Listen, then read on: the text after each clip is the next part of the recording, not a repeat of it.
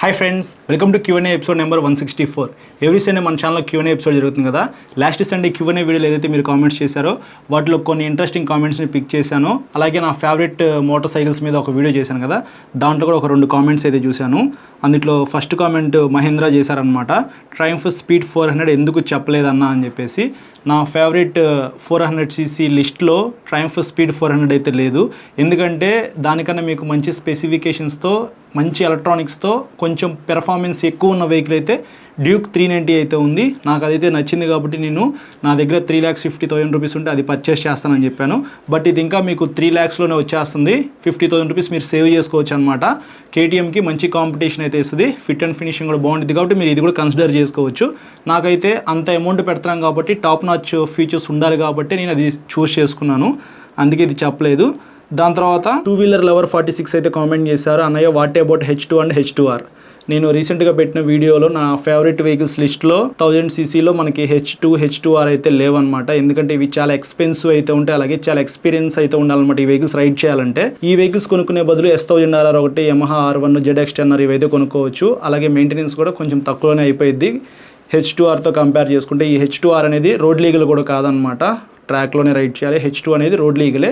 ఎక్కువ పవర్ అయితే ఈ వెహికల్స్ జనరేట్ చేస్తాయి. మనకి మినిమం ఎక్స్పీరియన్స్ లేకుండా ఈ వెహికల్స్ని రైడ్ చేయలేము.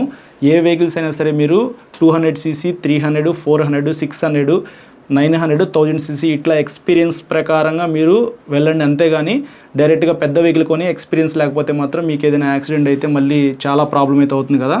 సో డబ్బులు ఉన్నాయని చెప్పేసి హై అండ్ సీసీ వెహికల్స్ కొనుక్కోవద్దు. మీకంటూ కొద్దిగా ఎక్స్పీరియన్స్ వచ్చిన తర్వాతే వెహికల్స్ కొనుక్కోమని చెప్తాను. ఈ 2 కామెంట్స్ అయితే నాకు కొద్దిగా ఇంట్రెస్టింగ్ అనిపించినాయి కాబట్టి పిక్ చేశాను. ఇప్పుడు నుంచి Q&A కామెంట్స్ చూద్దాము. రవికుమార్ చేశారు, what is the best Pulsar 220R N160.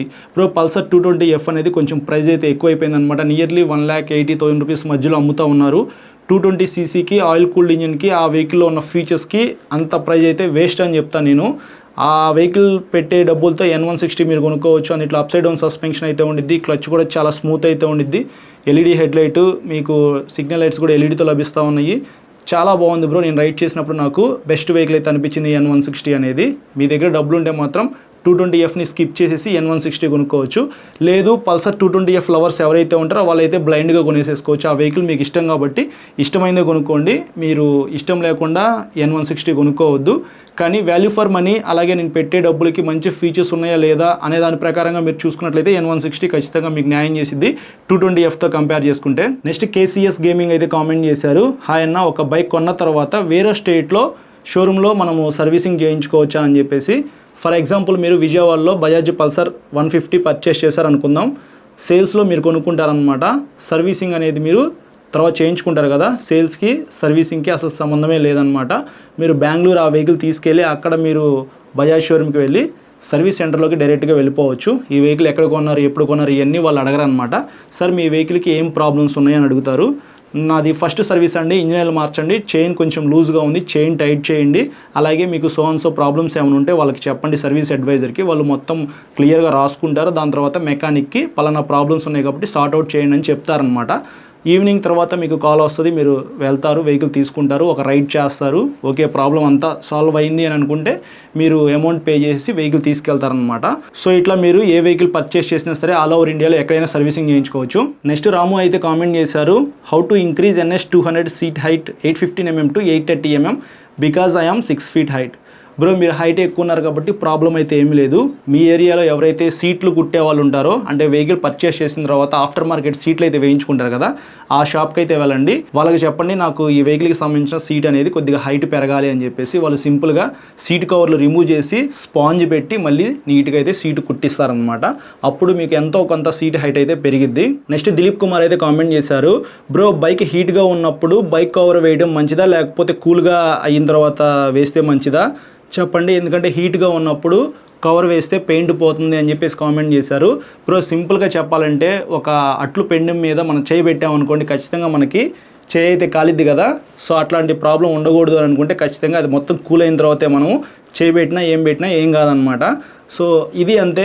Bike హీట్గా ఉందనుకోండి, మీరు ఏదైనా కవర్ వేశారంటే ఖచ్చితంగా అది దానికి అతుక్కుపోయిద్ది, అంటే కాలిపోయిద్ది. మీకు సింపుల్గా చెప్పాలంటే మీరు ఎక్కడ రైడ్ చేసినా సరే హ్యాపీగా ఇంటికి వచ్చిన తర్వాత ఒక హాఫ్ అన్ అవర్ కానీ 1 hour కానీ వెహికల్ని అలా వదిలేసేసేయండి. వెహికల్ మొత్తం కూల్ అవుతుంది. కూల్ అయిన తర్వాత మీరు బైక్ కవర్ అయితే వేసుకోవచ్చు. తర్వాత మళ్ళీ మీరు రిమూవ్ చేసుకొని మళ్ళీ తర్వాత రోజు అయితే రైడ్ చేసుకోవచ్చు అనమాట. ఇట్లా మీరు వెహికల్ అయితే యూజ్ చేసుకోండి. నెక్స్ట్ రామరాజు అయితే కామెంట్ చేశారు, బ్రో సూపర్ బైక్స్ ఎందుకు బ్రో నువ్వు రివ్యూ చేయవు అని చెప్పేసి. సూపర్ బైక్స్ అంటే అంత ఆషామేషి ఏం కాదు, చాలా పవర్ఫుల్ వెహికల్స్ అని చెప్పుకోవచ్చు. ఎంతో కొంత మనకి ఎక్స్పీరియన్స్ అయితే ఉండాలి.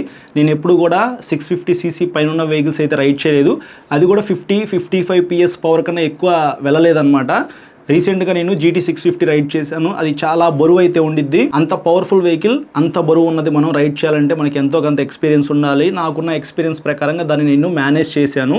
బట్ ఇంకా కొంచెం బరువు ఉన్న వెహికల్స్ అలాగే ఎక్కువ పవర్ ఉన్న వెహికల్స్ రైడ్ చేయాలంటే మనకి చాలా ఎక్స్పీరియన్స్ ఉండాలి బ్రో. ఏదో ఒక G900 తెలిసిన వాళ్ళు ఇచ్చారని చెప్పేసి, లేకపోతే హయాబుసా కానీ ZX10R కానీ షోరూమ్ నుంచి తీసుకొచ్చామనుకోండి, పొరపాటున ఇట్లా యాక్సిలేటర్ ఇచ్చేస్తే అలా స్పీడ్గా వెళ్ళిపోయింది అనమాట. దాన్ని కంట్రోల్ చేయలేకపోయామనుకోండి, ఇంక అంతే సంగతులు.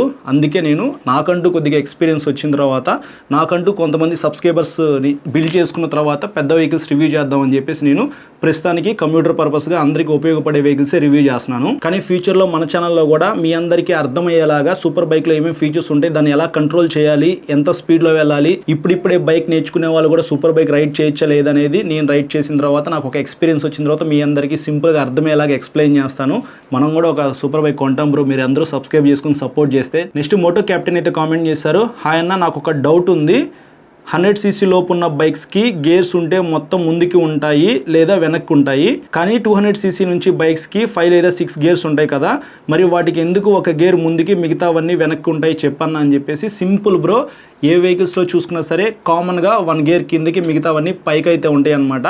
మనకి కంప్యూటర్ పర్పస్గా ఉన్న వెహికల్స్ ఏవైతే ఉన్నాయో అందులో 5 స్పీడ్ మాన్యువల్ ట్రాన్స్మిషన్ కానీ 4 స్పీడ్ మాన్యువల్ ట్రాన్స్మిషన్ కానీ ఉండిద్ది. అవి ఎక్కువ స్పీడ్ అయితే వెళ్ళవు. అన్ని గేర్లు బ్యాక్ సైడ్కి కానీ లేకపోతే బజాజ్ వెహికల్స్కి ఫ్రంట్ సైడ్ కానీ వేస్తాం కదా, వాటి వరకు ఇబ్బంది అయితే ఏం లేదు. కానీ ఏవైతే కొంచెం పెర్ఫార్మెన్స్ ఉన్న వెహికల్స్ ఉంటాయో అవి ఎక్కువ స్పీడ్ అయితే వెళ్తాయి అనమాట. మనం ఫస్ట్ గేర్ వేస్తాము, స్పీడ్గా వెళ్ళిపోతాం, second gear, third gear, fourth gear వేసుకొని సడన్గా మనం బ్రేక్ వేయాల్సి వచ్చినా లేకపోతే గేర్స్ డౌన్ చేయాల్సి వచ్చినా సరే, మనం 4 గేర్స్ డౌన్ చేసినా సరే న్యూట్రల్గా అయితే రామన్నమాట. ఫస్ట్ గేర్లో ఖచ్చితంగా ఉంటాము.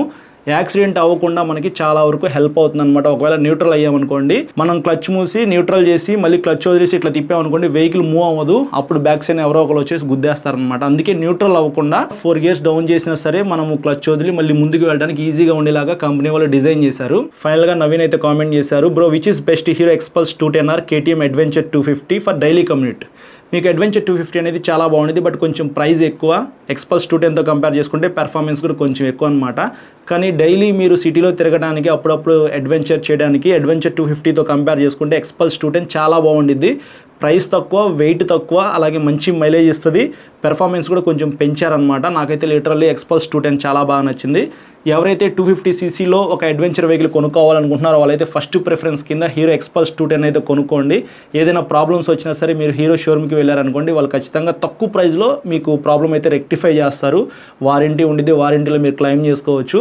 సింపుల్గా మీరు మెయింటైన్ చేసుకోవచ్చు బ్రో. అదే KTM వెహికల్స్ అనుకోండి, పవర్ పార్ట్స్ అయితే ఉంటాయి, ఏదైనా పోయినా సరే కొద్దిగా కాస్ట్ అయితే ఎక్కువ ఉంటుంది. రిలయబిలిటీ కూడా మీకు అలాగే ఉండిద్ది. కొనుక్కునేది ఏదో కొంచెం మనీ యాడ్ చేసుకొని అడ్వెంచర్ 390 కొనుక్కోండి KTMలో కొనుక్కోవాలి అని అనుకుంటే, లేకపోతే అడ్వెంచర్ 390X కొనుక్కోవచ్చు. కొంచెం ప్రైస్ తక్కువలో వస్తుంది కదా, 3,30,000 3,50,000 ఉంది. నాకు తెలిసి అడ్వెంచర్ 250 3,10,000 రూపీస్ దాకా అయితే ఉంది. ఇంకొక 30,000-40,000 రూపీస్ యాడ్ చేసుకుంటే మీకు 390X అయితే వస్తుంది. KTMలో కావాలనుకుంటే 390X కానీ 390 కానీ వెళ్ళిపోండి. లేకపోతే ఎండ్యూరో R కూడా ఉంది కదా, కొంచెం స్లిమ్గా ఉండిద్ది, అదైనా కొనుక్కోవచ్చు. చాలా వరకు మనీ సేవ్ చేసుకోవాలి అనుకుంటే ఎక్స్పల్స్ 210 నేను మీకు సజెస్ట్ చేస్తాను. సో ఇది ఫ్రెండ్స్, ఈ సండే నేను పిక్ చేసిన కామెంట్స్ అయితే. ఇంకా మీకు ఏమైనా డౌట్స్ ఉంటే మాత్రం ఈ వీడియో కింద కామెంట్ చేయండి. నెక్స్ట్ సండే నేను పిక్ చేసి ఆన్సర్ చేస్తాను. అలాగే చాలా మంది సబ్స్క్రైబ్ చేయకుండా చూస్తున్నారు, సబ్స్క్రైబ్ చేసుకుని పక్కన బెల్ ఐకాన్ అయితే క్లిక్ చేసి పెట్టుకోండి.